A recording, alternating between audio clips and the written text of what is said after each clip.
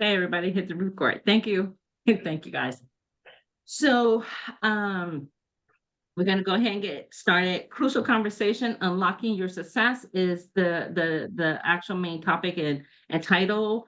And what we'll do is, of course, we have housekeeping rules as always. Everyone, please stay muted. If you have something you would like to ask a question or anything in that manner, please use the Zoom or raise your hand. If you're not showing yourself, or if you are, raise your hand.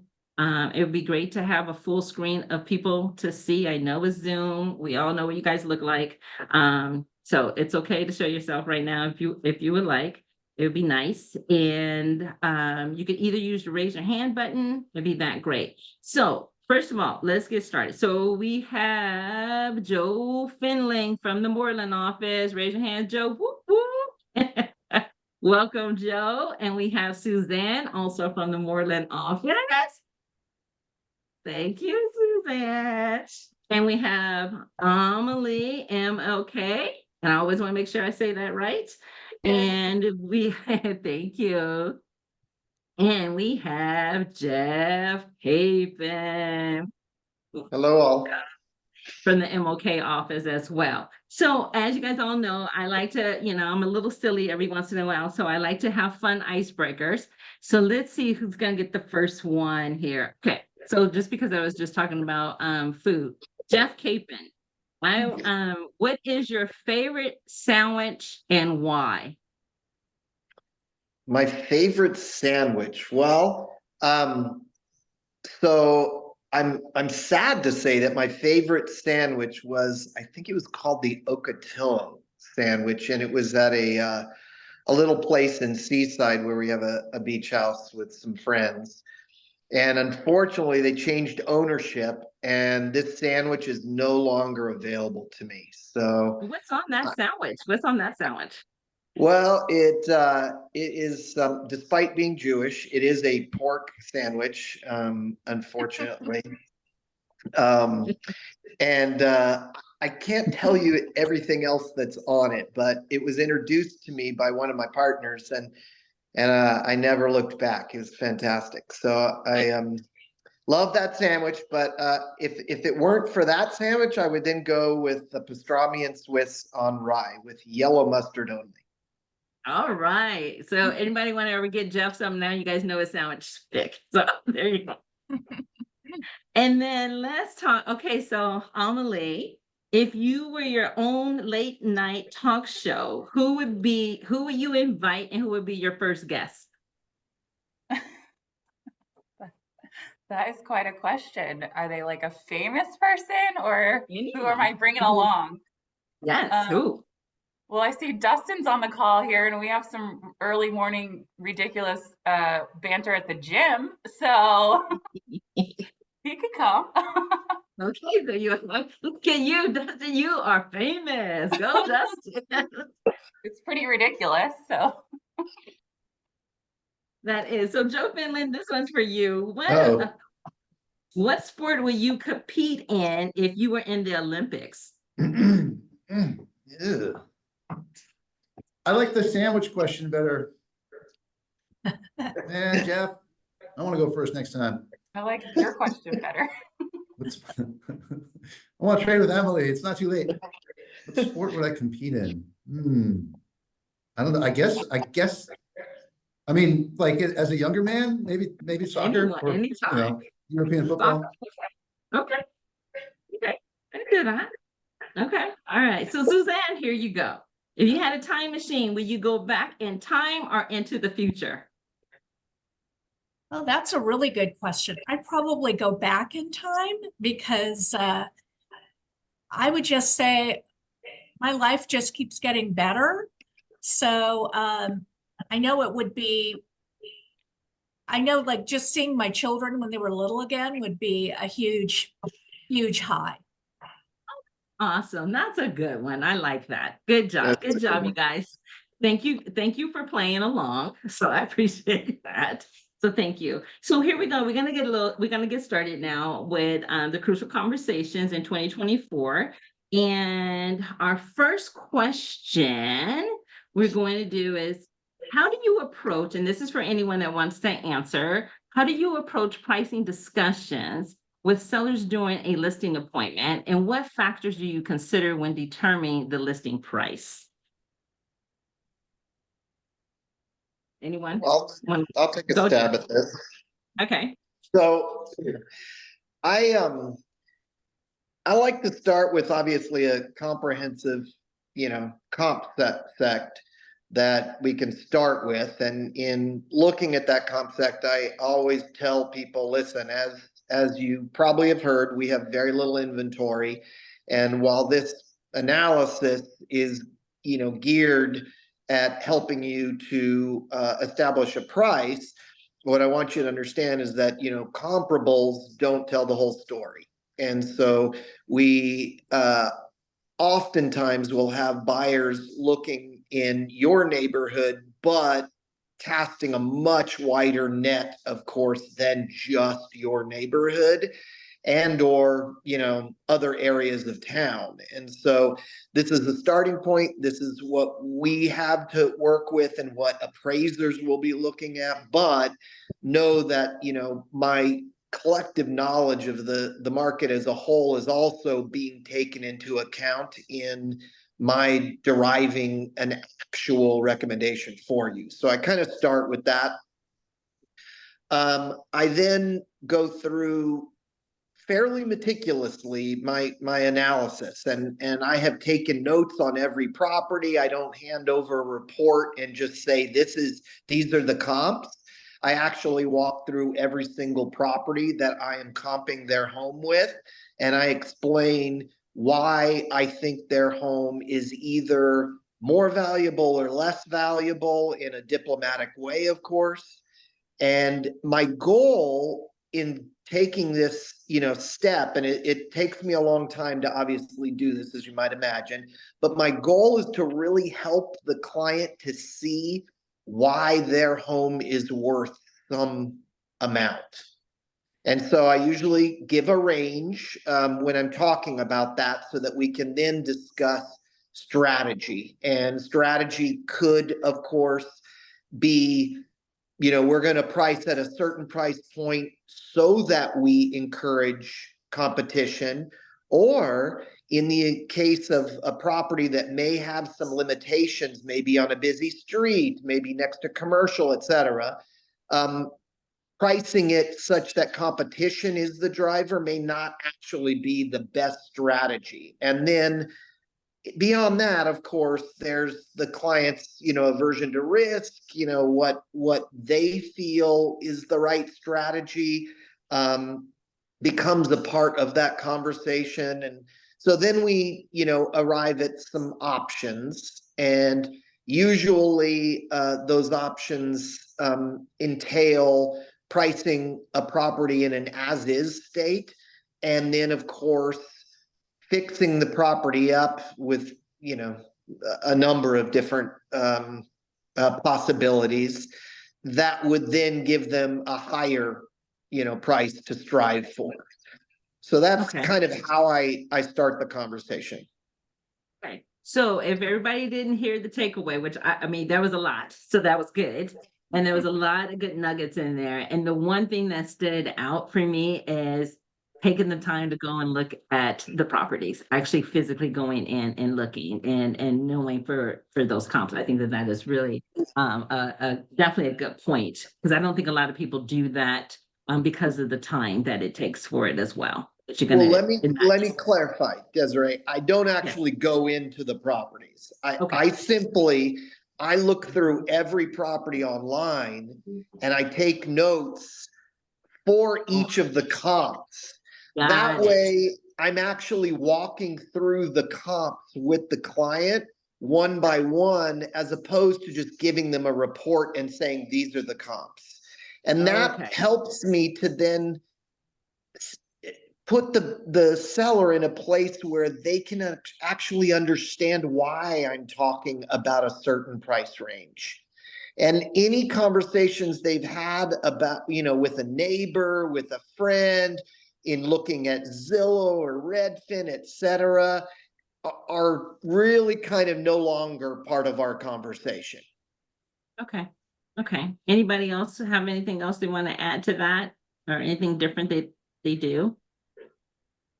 Yeah, I'll throw out a couple things. I do some Sure. of what Jeff is talking about as well. I also, when possible, like to talk about the condition of the subject property, and so I'll often frame that in terms of like actual age versus effective age, especially when considering it relative to comparables.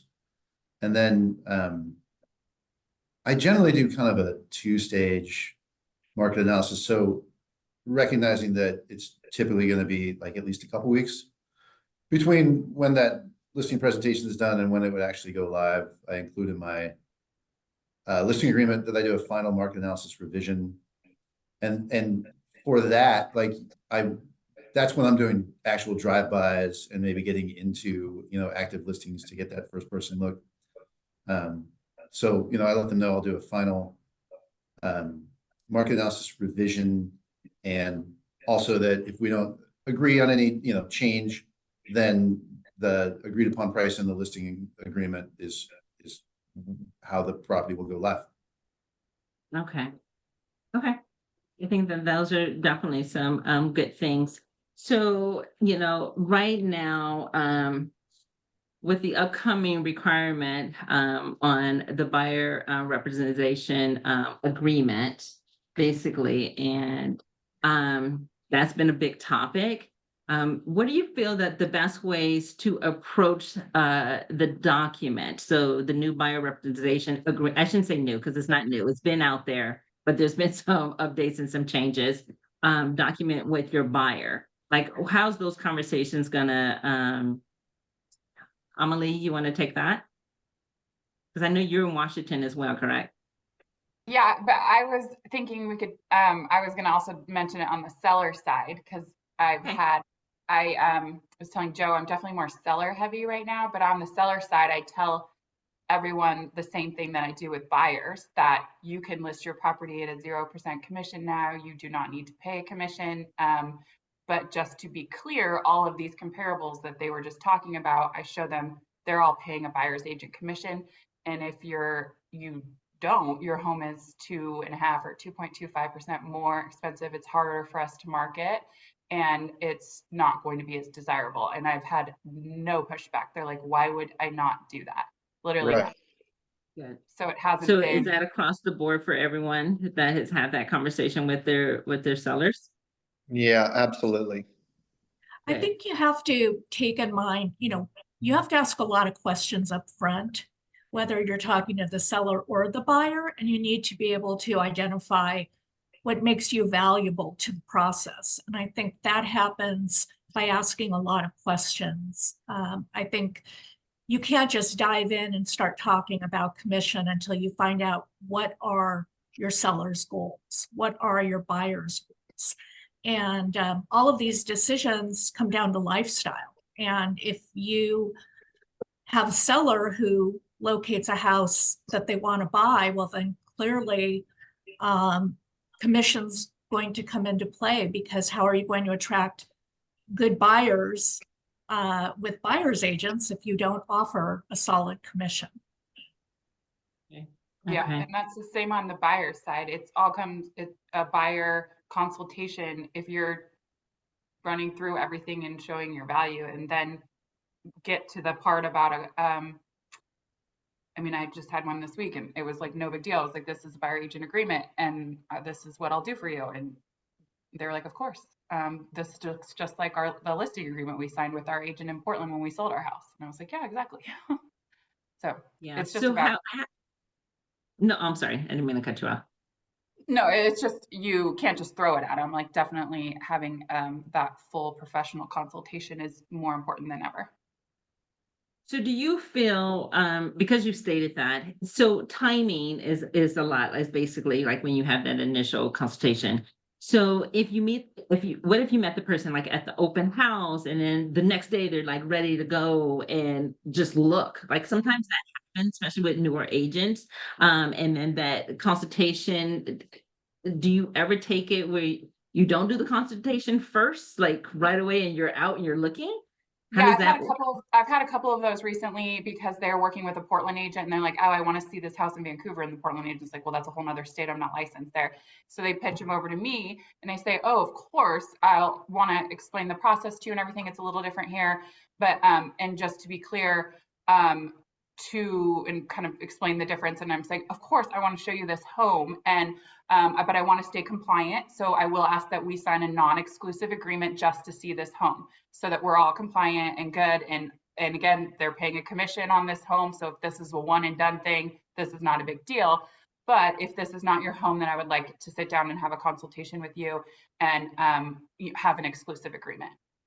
So, and that has not been an issue. And we have forms for that to be exclusive to that property. Okay, okay. So being that this is a topic and a lot of people would like to know, I'm gonna actually do something a little different. Does anyone have any questions that they would like to just ask the panel at this time? If there's something on top of mind that they may have had some issues with, does anybody want, I'm gonna open it up instead of at the end, we'll open it up now. Does anybody have any questions they would like to share around the buyer representation agreement? Buyer seller conversation? Been a hot topic. Nope, we're all good. So we shouldn't have any issues. Everybody got it? Okay, so all right, sounds good. So if you guys do come up with something or think of something else throughout, definitely just raise your hand and we'll kind of definitely move forward from that, because that was the big piece. And a lot of people were, I know someone did ask a question around what if if the buyer's client doesn't want to sign the agreement because they can't afford to pay the commission, is it just, you know what I mean, the way the conversation have to go? But if they're like, oh, I can't pay your commission, what is that kind of conversation like? What if the buyer is just like, oh, I'm too afraid that we may look at something that I will have to pay this commission? Anybody? I think you have to decide whether or not it's worth your time. I mean, do you want to work for free? I think that there are, it's kind of like dating, someone's not delivering the goods, you move on to the next one. So I personally feel like you can talk about certain situations. For example, in a buyer's agreement, you can put in something to the effect that you'll only show them properties with a minimum BAC of X. They'll have to figure it out if it isn't that type of a property. You can talk about the potential of requesting, because you're a good negotiator, negotiating that your commission could be paid out of seller's closing costs. But I think ultimately you have to decide how you want to spend your time, and you have to be able to communicate your value. Okay. Anybody else have anything else they would like to share? I was going to say it's public information what the BAC is, so we just don't look at houses that don't have a BAC of your minimum. Oh yeah, somebody just said that basically, for now, prospecting. So that's actually really good. Okay, so I'm going to move on to another topic. How do you have conversations about low inventory when houses are taking longer to sell? Joe, you want to take that one? What number is that?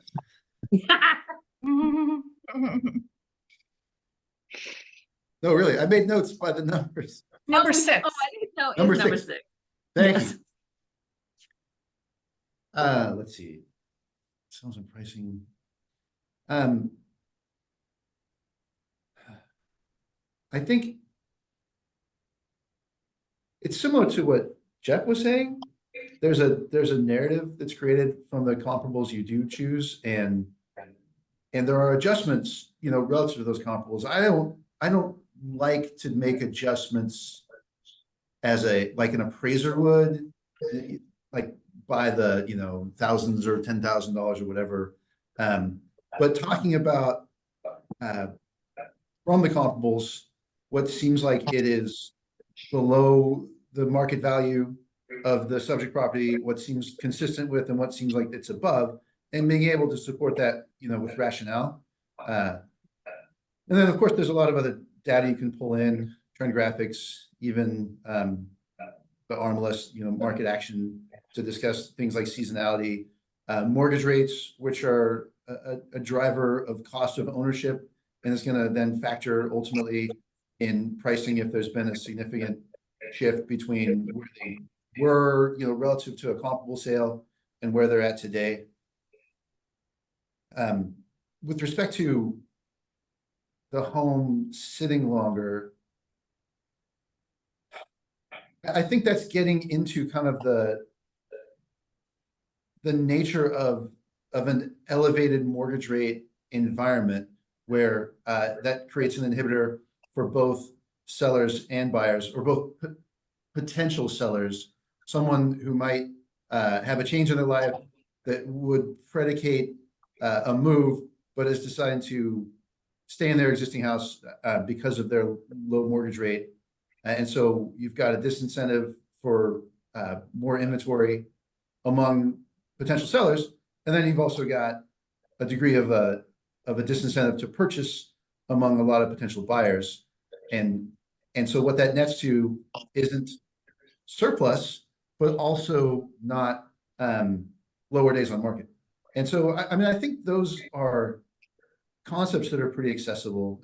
Anybody who is thinking about selling or buying probably has some knowledge of mortgage rates and how much they've moved in the last couple of years.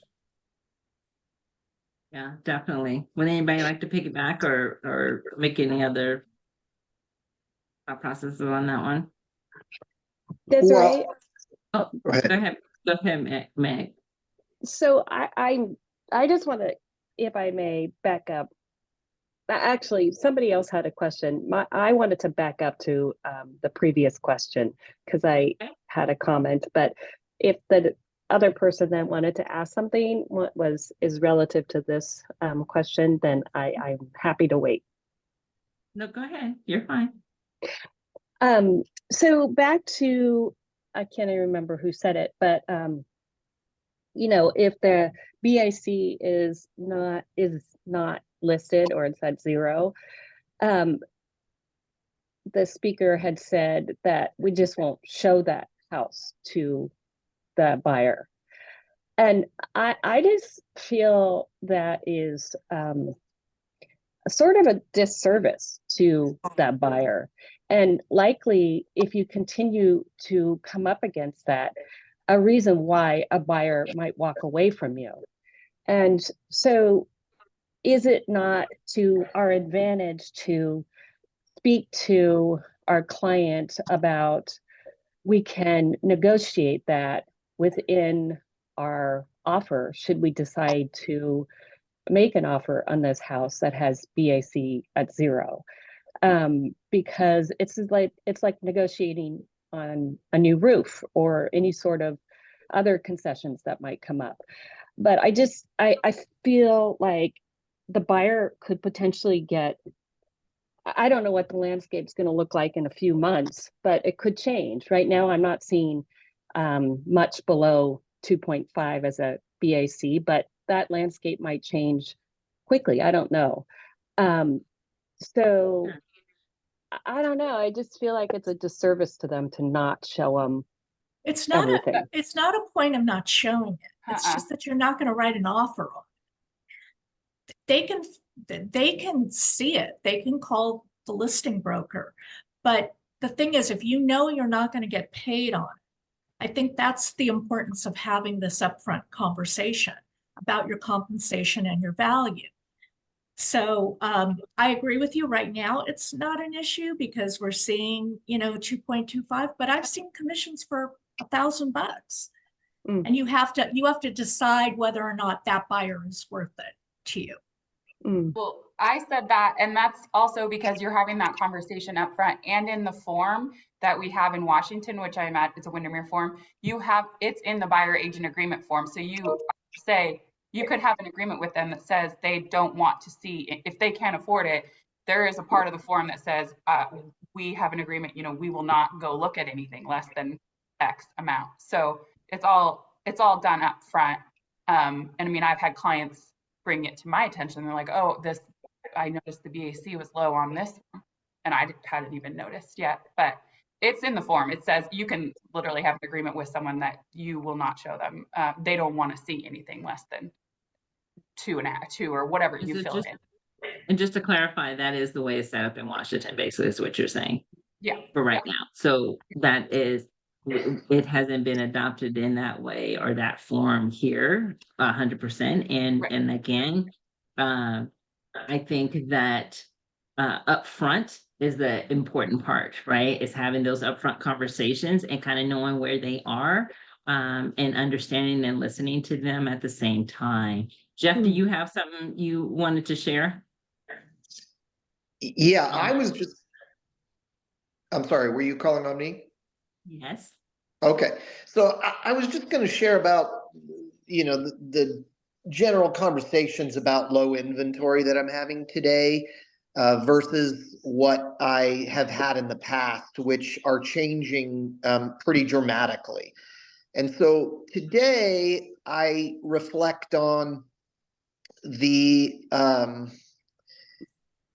change that we've seen with competition as a reflection of our truncated buyer pool.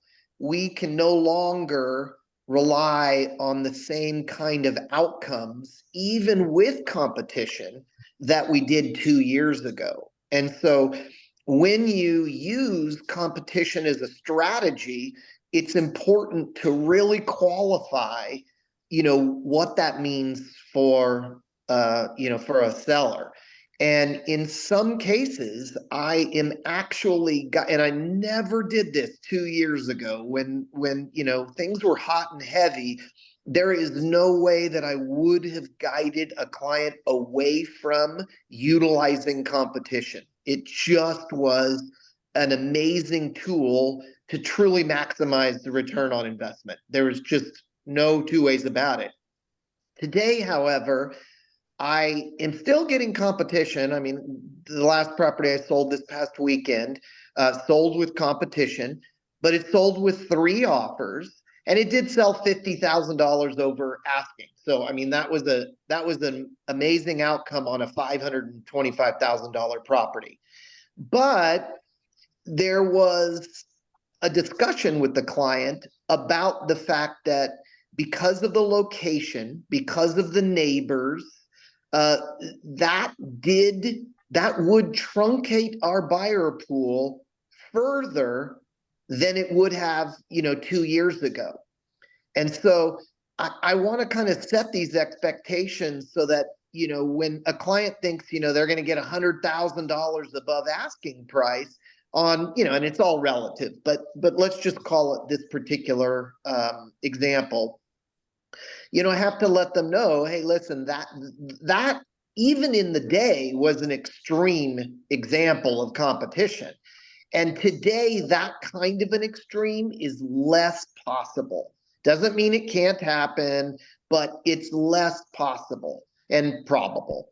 And so, that kind of strategy is being tested and qualified during these conversations. And I'm really spending a lot more time on the liability. And if I don't feel that because of a busy street or some other challenge that maybe a specific listing is posing, if I don't feel really confident that we're going to see competition, I'm actually guiding people in some cases to the upper end of my spectrum.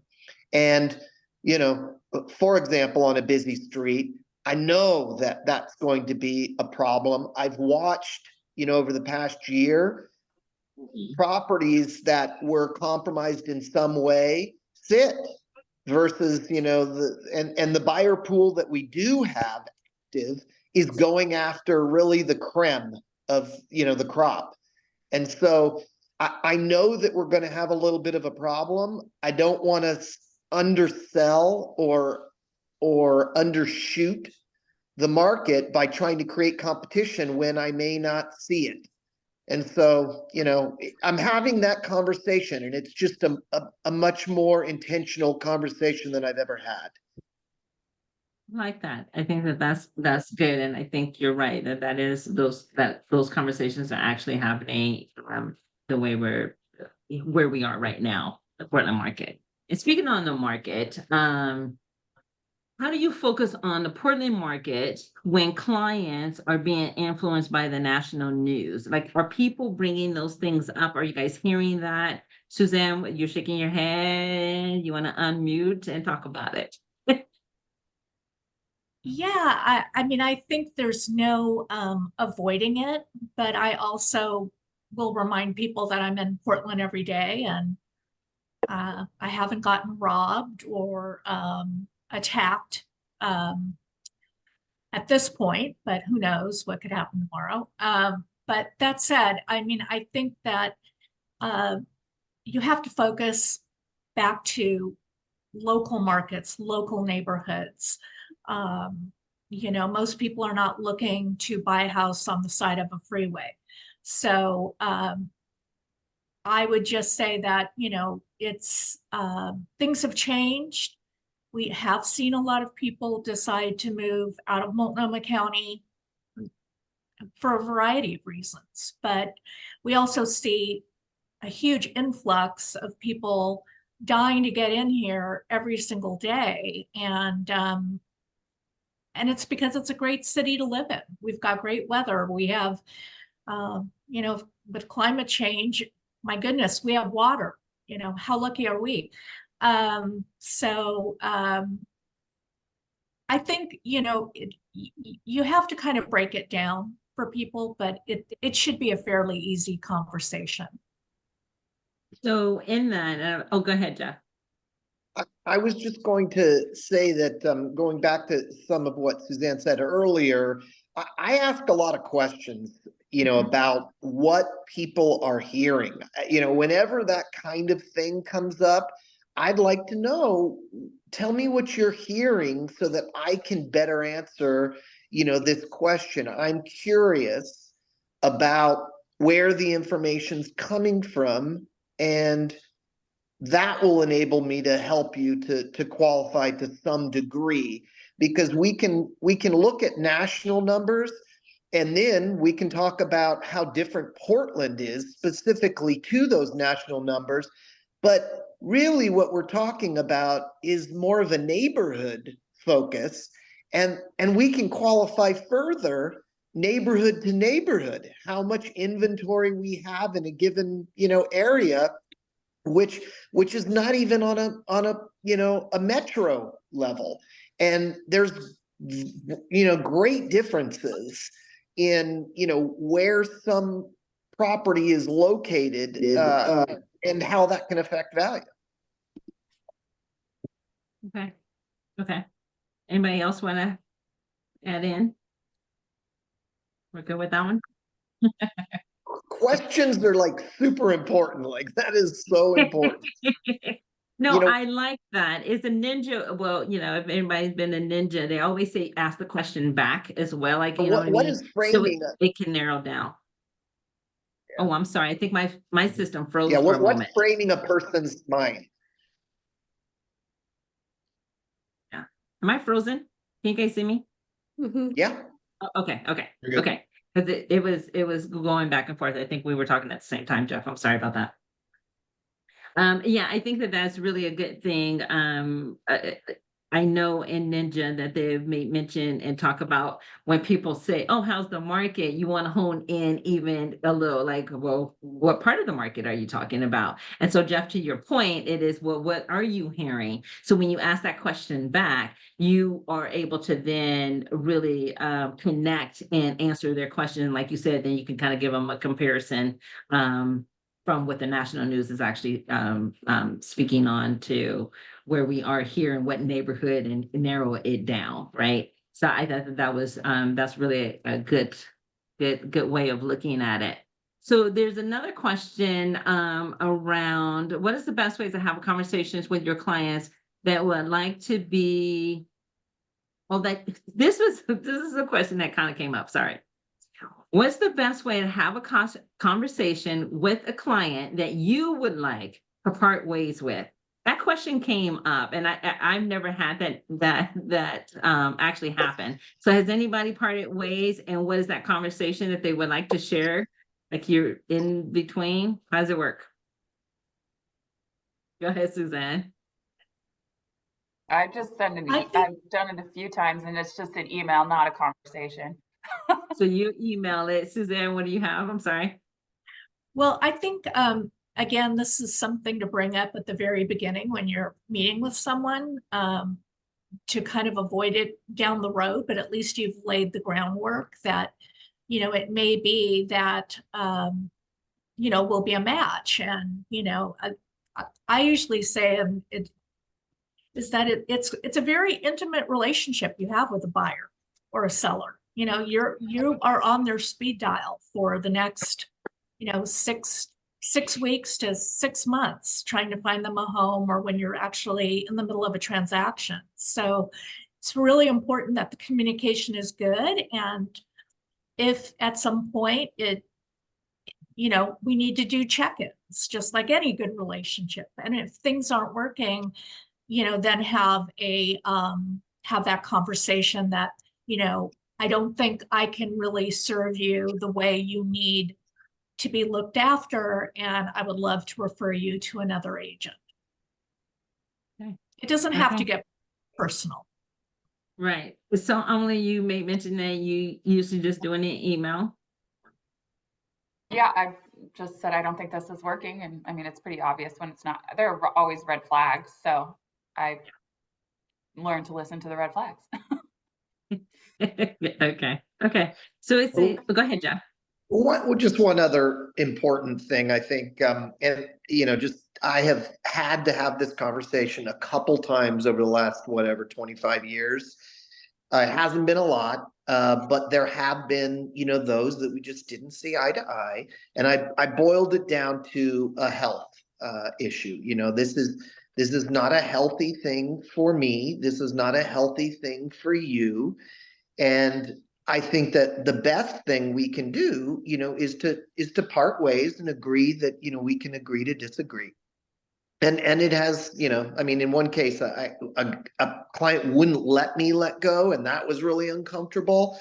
And it's kind of a joke amongst our team, but we don't mention their name because they're just challenging. And so I would say that in terms of how to have the conversation, but the bigger picture, and this is really difficult, for a lot of people to wrap their head around, and that is letting go of a potential client, especially in a market like this, where buyers are very difficult to find, and qualified buyers even more so. And, so whether it's a buyer or seller, what we need to, really get hold of is the fact that a negative relationship can cause so much trauma in our lives. And when that happens, we're not capable of giving to our other clients, our kids, our spouses, our friends. It really affects and occupies a huge amount of our mind space when things are not going well. And so I have gone so far as to tell, and all I do is listings today, but I've gone so far as to tell my listing clients, listen, if you want out of your contract for any reason, I'll let you out of your contract. I don't want to hold your feet to the fire. And I want to have a really healthy, trusting, and supportive relationship as we move forward and beyond. And so if at some point that gets tested, I'm gonna do everything in my power to make you feel supported throughout the process. But if for some reason you don't feel that way, or you don't feel that I'm really, functioning at the level that you expect me to function, then I want to have a real serious heart to heart. I want to come to terms with what, the challenges are, and either we are able to come together, or, the best thing is for us to, walk away. And I have that conversation, with some people before I sign a listing contract. Is it because you picked up on their personality maybe, or you picked up on something and you're like, let's have this conversation now? Yeah, could be. In some cases, it's not a problem at all, but like they're questioning the length of a listing contract, or it may be that, we're agreeing to a price that didn't really make sense and wasn't my strategy, it was their strategy. And we've talked about, hey, by the way, this is your strategy that we're moving forward with. And if this doesn't come to fruition, and I'm then talking to you a week down the road, 2 weeks down the road about a different price in my strategy, I want to make sure we're still healthy. We're still, I'm still in good favor. And if that's going to be a problem, then we should isolate that right now and perhaps not move forward. I like that. That's really good. I really like that. Thank you for that. That was definitely a good one as well. So here's another question. So how do you counsel a seller who's considering a move, but is currently at the 2.5% interest rate? Like and they're on that fence, right? So how are we having that conversation with them? I know sometimes that comes with their drive or whatever is making them move, but if you're in conversations and they just need that little hump off of that fence a little bit, what is that conversation like? How are we talking about it? Because a lot of people did come in and have really great interest rates, and where the interest rates are right now might not, if they're looking to buy, in the area again. Joe, Finley, you have something? Yeah. Uh, so I really like the ninja principle in this context that about change driving the market. And so bringing it back to that we're talking about them potentially selling and buying, not only because they can, right? Not only because they would net proceeds from the sale that would allow them to buy, but also because there's something occurring in their life or something that has recently occurred that makes that begs the timing question of, is now the right time? And so getting back to that, like what's driving their decision making, what change, I think, and putting the focus on that can help them to kind of clarify whether or not they actually want to do this, and if whatever's driving their decision making is a better or greater motivator than their current mortgage rate. And then you can also talk about, hey, depending on their loan program, if it's assumable, then that could actually be a marketing feature that could support value, support list price, that type of thing. And so there's kind of a silver lining to having that rate, even though they wouldn't be able to expect it today on a purchase. Right. Okay. Anybody else have anything they want to add to it? Go ahead, Jeff. So, and doesn't affect everybody, obviously, but I do think that this is a great opportunity for many who are in a position to maintain that particular asset as a rental property. And this is something that I've, over time, we've had as a strategy working with investors. And so we do a lot of multifamily, other smaller commercial, projects. But we, like to think of our clients as clients for life. So I'll go in and talk to a person who wants me to sell their house and ask them if they've considered maintaining, the asset as a rental, and if they'd like to talk about that for purposes of this property or any other, just so we start that discussion. And many of our families have become landlords, gone on to buy plexes and use real estate as an asset over time. And even though, I may not be selling that property, we may be buying additional properties and then selling those properties and doing 1031 exchanges over time, such that client becomes a hugely, profitable client over time, and pass our name out to others as, investment strategists. And so there's a lot of benefit to having that conversation and opening up that conversation. The other piece of that is that it's giving that client confidence that you're not just there to sell their asset. You know, you're not just there to make money and collect a paycheck. You're actually talking to them and their families about how they can, you know, generate wealth through real estate. And so the trust is huge. So there's an opportunity there. And I think that, you know, it shouldn't be missed. We should all be focused on that. It's a great driver of long-term relationships. No, I like it. So here's one that happens, and here's a question. How often, we often hear like, oh, get back to the basics, when the market starts shifting. Oh, we got to get back to the basics. So what does that actually mean in real estate? Who wants to take that? Like, what does that mean, getting back to the basics to you, Suzanne? I knew you were coming. I knew the hand was coming.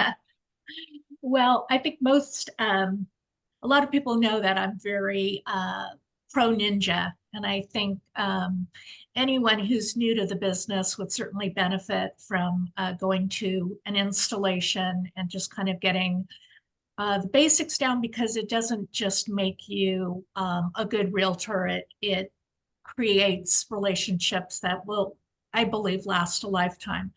But I do think that there are a lot of agents who think, oh my gosh, I'm self-employed, I can do whatever I want. And those of us who've been in the business for more than 10, 15, 20 years, we know that it means you got to get up and show up.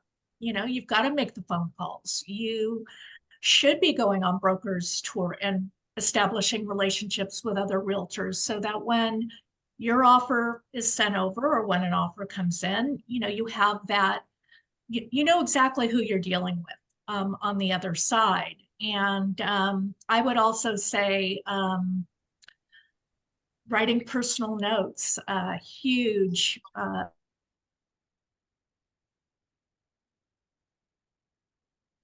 Uh-oh.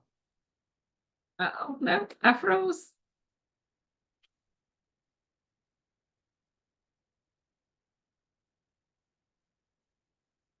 Oh, no. Somebody else. Your seller hired you for a reason. So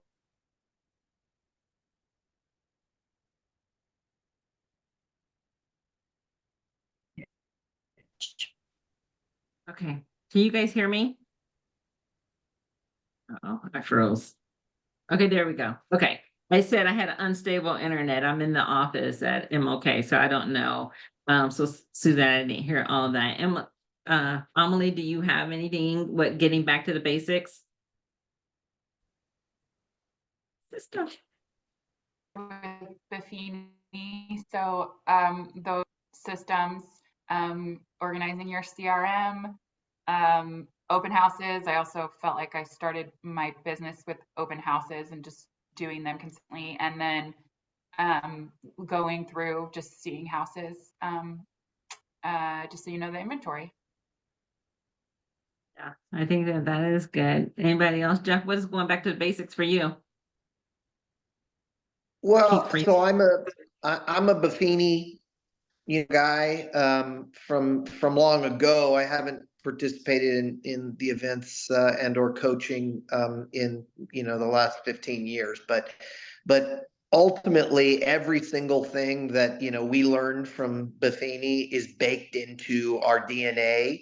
It's baked into our trainings. I haven't had the benefit of Ninja. I started, and I think I'm on chapter 8 or 9, but I think, whatever your, strategies are, whether it's, networking meetings were really big for my partner Kira and I. They still are today. I'm a part of a large group. I sit on boards. I participate in groups. I mean, pickleball group, ski group, surfing. I mean, I just, the things that I like to do in life, I, build into real estate practice in some way. And so those are, things that if I let those go, my business will suffer for sure. And so those are the things that I think of when I think of back to basics. I no longer do pop buys. Just it has become, too overwhelming. But we do events, and so we'll host events. We usually host 4 events a year. And, I have calling campaigns that I reach out to clients, to try to get them to the event. And even if they can't come to the event, it's not necessarily about the event, it's about connecting. And, in some cases, I'll have an hour conversation about somebody because of the event. And so I use these to, as almost an accountability tool to make sure that we're staying in touch with, our database and our clientele that have, of course, supported us in the past and who may support us again. But I go back to, Buffini-isms on a fairly regular basis, the mayor campaign. And I mean, I use these things in my daily activities, and they're certainly beneficial. What Suzanne said, though, is really, really important. And that is, if we don't wake up on a daily basis and think of ourselves as professionals and have a personal best, as to how we're going to live that day and how we're going to make connections and how we're going to deepen relationships, I mean, it's not going to happen on its own. I agree with that. Joe, do you want to finish out with anything on going back to the basics? Sure, yeah. When I think about going back to the basics from the client-facing side, it kind of piggybacks on what Jeff was saying earlier, that a couple of years ago, it was alluring to make price recommendation, that type of thing, based on competition, which also was like a failsafe. It was hard to miss when everything was selling over anyways. And then on the buyer side, fielding question of, well, how much should I offer? Well, what's it worth to you? I don't know. It could go, 20,000 over or 50,000 over. It's hard to tell in this market, again, when there were historically low rates. And now it's very different. There's still lower inventory, fewer comparables to look at, but not the fervor. And so it does take a more careful examination of the data sets, and then trying to tell a story to my clients, not just relying on numbers and spreadsheets, but grounding that in a firm knowledge of the data about and what it's telling us about the direction of the market and the value, what the market might bear for any individual property. Okay. So we are 3 minutes, and I'm going to open up the floor. If anybody needs to drop off, we appreciate you. Thank you so much for coming. We'll have another spark later on, or at another couple months. We probably just do 2 or 3 of them out of the year, and definitely have different panelists. So you might be called on. You never know. It's up to your managers. But go ahead. Oh, Steve, go ahead. Yeah, you have a question. Yep, I'm opening it up. What you got? I'm a little slow on the uptake today because this was way back at the beginning, but I didn't want to interrupt any of the people on the panel there. But just as a reference to the buyer representation agreement that Windermere Realty Trust put together, that was put together with Demco, which also helped draft the form up in Washington. So it's very, very similar. They're talking about exclusive and non-exclusive. They're talking about the fact that if the buyer doesn't have the ability to pay you a commission, then you have the right to say, I'm not going to show you houses under X. And it's been totally vetted. And so please use the WRT form, because the ORA form doesn't have that verbiage in it. So anyway, if they're doing it, then they were talking about the ethics. What's not ethical is if you didn't show, you were shopping BACs and you didn't even tell them that you weren't showing them houses. That would be unethical. But if you come into an agreement with somebody and you say, okay, this is my fee and this is how it's going to, and you explain them all the options, they say, no, I just can't pay you anything. And yes, you could roll that into closing costs, but it's okay. You're not being unethical whatsoever to come to an agreement on your compensation package. So I thought that was a little confusing at the beginning. If it wasn't, hopefully I didn't make it more complicated, but that's please read through the WRT buyer representation agreement. It's good to know. Thank you. I'm Thank done. you for that. Go ahead. Thanks, Dave. Anybody else have any questions about any other questions, or you would like to just even ask the panel that may not have been a question? That is a crucial conversation. Anyone want to speak up? I only do silence for a small period of time. Hit that mute and start talking. No? Okay. Well, I was just- respect. Oh, go ahead. Go ahead. I was just Emily. looking in the comments and it looks like someone said the buyer broker agreement bill passed today in Oregon. Is that for effective next year? So Oh, there you go. I didn't see that. Thank you so much. In the chat. So that must have came up in the chat. Yeah, Desiree, I was just going to Yes. say that I think starting that conversation about compensation is just so more important than ever. I think in the past we've kind of glossed over it. And I think we met with a client last week who, you know, they have 2 properties to sell and are going to, you know, merge households and buy another one. And they hadn't, I mean, the new guy, he said when he sold his last home, they had never had that discussion. And he was so grateful that we kind of took him through it step by step. And I just think you come off more as a professional than when you try to like just rush through it and don't have these conversations with confidence. If you're not confident about a buyer's representation, you know, do some skill set, you know, practices in your office. I'm sure your broker or another agent will want to, you know, work with you on it. I like that idea. I think that that's definitely a great idea, because I think you do need to come with confidence and have that conversation. And like you said, it is a conversation we need to start having. And if you are a person that's uncomfortable with that conversation, we're all here for that. Like you always have another agent. You have someone that that's the one thing about Windermere. Only brokerage I've ever been with, so I don't have anything. I don't know what else is happening out there, but I know that we're very supportive as a whole. But yeah, get with your managing broker or another agent if you need to have those kind of conversations to kind of bounce off of each other and see what's coming up, so you can be confident. Because I think the confidence, it carries a lot. You have to, even if you've never done it before, you go, okay, got to be confident.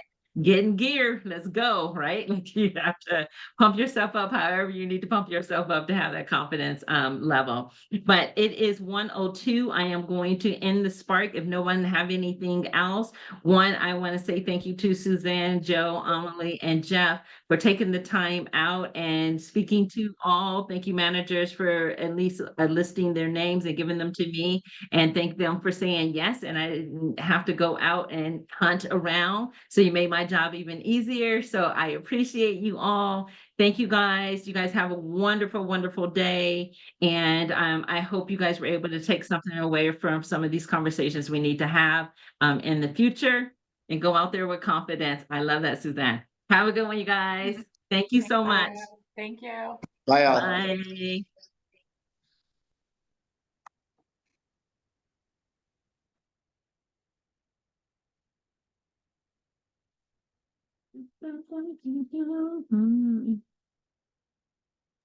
Hey, Des.